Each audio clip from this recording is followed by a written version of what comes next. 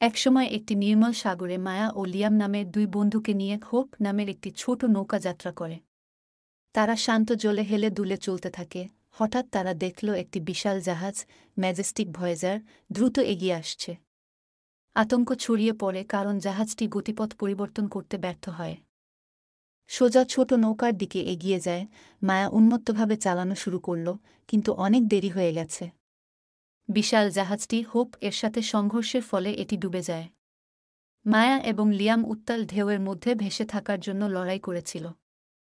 হতাশা শুরু হওয়ার সাথে সাথে ম্যাজেস্টিক ভয়েজার থেকে একটি লাইফবোট এসে তাদের উদ্ধার করে। হাড় কাঁপানো শীত কিন্তু নিরাপদ। মায়া এবং লিয়াম জাহাজের ডেকে দাঁড়িয়ে তাদের ছোট নৌকাটি ডুবতে দেখছিল। ক্যাপ্টেন, একজন পরিমার্জিত এবং সহৃদয় নাবিক তাদের কাছে এলেন। তিনি ব্যাখ্যা করেছিলেন যে কিভাবে তারা বিভ্রান্ত হয়েছিলেন। সমুদ্রের বিশালতায় ছোট জাহাজগুলিকে অবহেলা করেছিলেন না, বরং ছোট জাহাজগুলি কুয়াশার কারণে দেখা যাচ্ছিল না। তাদের শরীর শুকিয়ে যাওয়ার সাথে সাথে ক্যাপ্টেন একটি মূল্যবান পাঠ ভাগ করে নেন। আকার যাই হোক না কেন, এই জ্বলে থাকা প্রতিটি জাহাজ সম্মান এবং মনোযোগের দাবি রাখে। একে অপরের প্রতি সতর্ক থাকা আমাদের দায়িত্ব। নতুন পাওয়া নম্রতা এবং কৃতজ্ঞতার সাথে মায়া এবং লিয়াম সম্মতিতে মাথা নাড়লেন।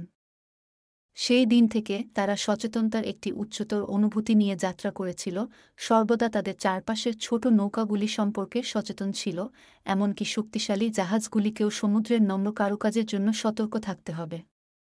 ভিডিওটি ভালো লাগলে চ্যানেলটি সাবস্ক্রাইব করুন এবং একটি লাইক দিন।